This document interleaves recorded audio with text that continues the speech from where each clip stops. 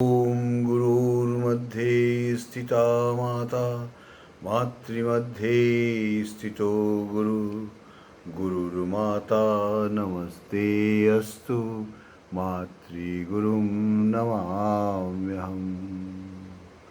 ॐ जटिने दण्डिने नित्यं लम्बोदर शरीरने कमण्डलो निस्सङ्घाय तस्मै ब्रह्मात्मने नमः।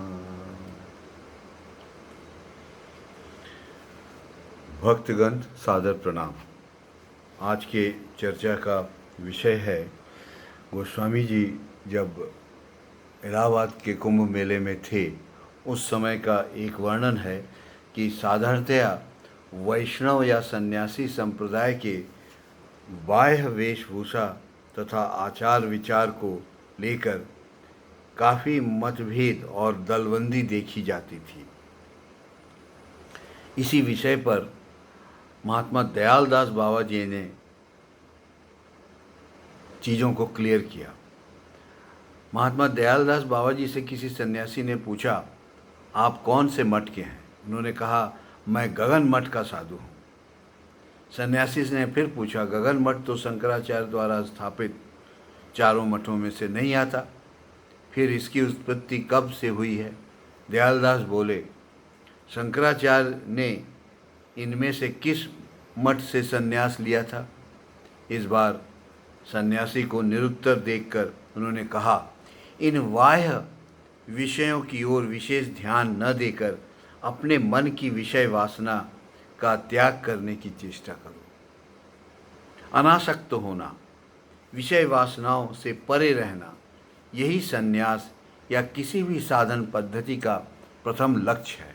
अपने को अनासक्त रखना है जितना हो सके। इस मुख्य लक्ष्य को त्याग कर केवल मतभेद और दल या संप्रदाय की बहस करने पर आत्मज्ञान या सत्य की प्राप्ति कभी भी नहीं होगी। मकर संक्रांति को प्रथम स्नान था। गोस्वामी जी ने अपने शिष्यों सहित उन दिनों त्रिवेणी संगम में स्नान किया। स्नान करने के समय पंडे यात्री विभिन्न संकल्प कराने के लिए गोस्वामी जी की तरफ दौड़े। भगवत प्रीति ही हमारे स्नान का उद्देश्य है, यह गोसाई जी ने कहा।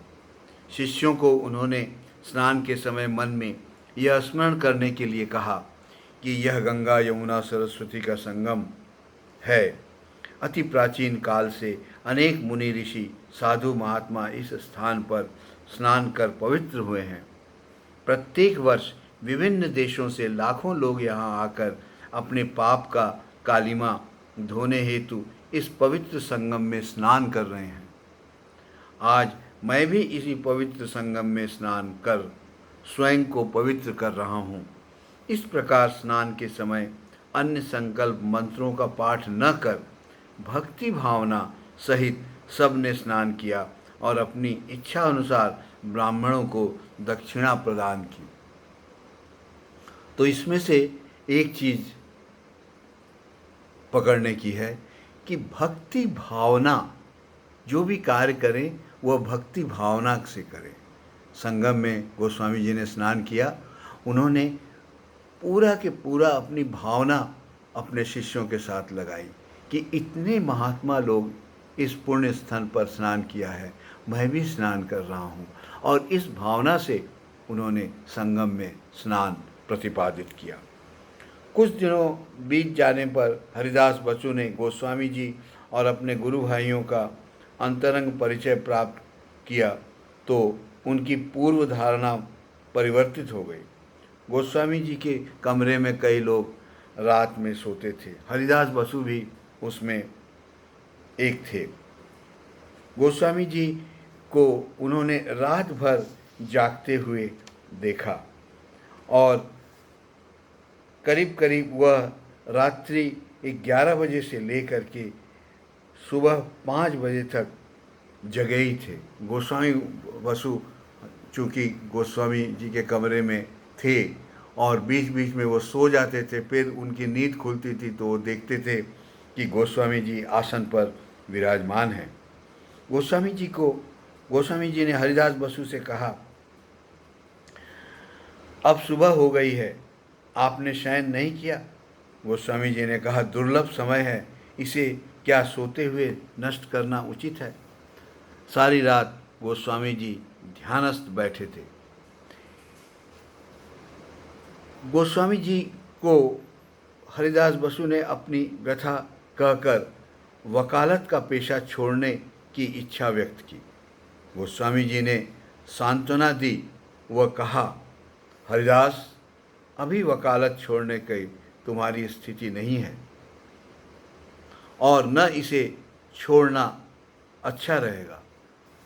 सतर्क रहकर यथासंभव सद्भावनापूर्वक वकालत करना तथा अर्जित धन का सदुपयोग करना। दुख मत मनाओ। भगवान जब जिस अवस्था में रखें उसी में प्रसन्न चित्त रहना। भगवान सर्वशक्तिमान हैं। यदि उन्हें धर्म देना है तो इसी नरक में रखकर भी वे तुम्हें यह देंगे। उनकी कृपा के बिना कुछ भी होना संभव नहीं है। यहाँ से फिर एक बार भक्तगण यह निष्कर्ष निकालते हैं कि जिस अवस्था में भगवान रखें उसी अवस्था में आप चलते रहिए, मगर प्रसन्न रहना जरूरी है। मगर आपको जप, पाठ और कीर्तन में लगे रहना होना चाहिए। आपको दान देना है, आपको लोगों के प्रति सहृदय होना है, लोगों के प्रति सहानुभूति रखनी है। इन सब बातों को ध्यान में रखते हुए भक्तगण अगर आप चलेंगे तो बहुत सारी जीवन की समस्याएं आपकी सॉल्व हो जाएंगी। और ऐसा ही गोस्वामी जी ने सब जगह कहा है।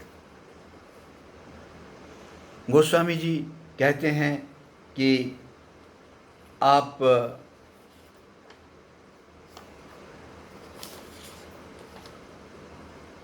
अपने जीवन को एक निर्दिष्ट नियम पालन का अभ्यस्त बनाना है। फॉर्मूला नंबर 1, भक्तगण ये 3 चीज़ें कम से कम अवश्य फॉलो करें। फॉर्मूला नंबर 1, अपने को शेड्यूल में रखें, अपने को अभ्यस्त करें कि सुबह उठते ही उस शेड्यूल में जुड़ जाएं और दूसरी तरफ ध्यान ही न जाए। अपने जीवन को एक निर्दिष्ट नियम पालन का अभ्यस्त बनाना है। A definite schedule is to be followed for whole day and it should come automatically. You have such a practice that it will imbibe in your system. प्रतिदिन नियमित साधन करिए। अच्छा न लगने पर भी औषधि लेने की तरह इसको साधन को ले लीजिए। जैसे औषधि रोग होने पर लेते हैं, ऐसे ही जीवन में आनंद प्राप्त करने के लिए साधन को लीजिए। प्रातः 1 घंटा नाम का जप अवश्य करिए। ऐसा करने से आपको शांति मिलेगी। और अब आइए शांति का दूसरा उपाय, थोड़ा संकीर्तन करिए। नाम करने के बाद थोड़ा सा संकीर्तन 5 मिनट के लिए, 2 मिनट के लिए, 1 मिनट के लिए, 30 सेकंड के लिए अवश्य करें। श्री राम जय राम जय जय राम, श्री राम जय राम जय जय राम, श्री राम जय राम जय जय राम, श्री राम जय राम जय जय राम, श्री राम जय राम जय जय राम, श्री राम जय राम जय जय राम, श्री राम जय राम जय जय राम, श्री राम जय राम जय जय राम। साधकगण आनंद में रहिए। जप, पाठ, कीर्तन आवश्यक जीवन में। जय श्री राम।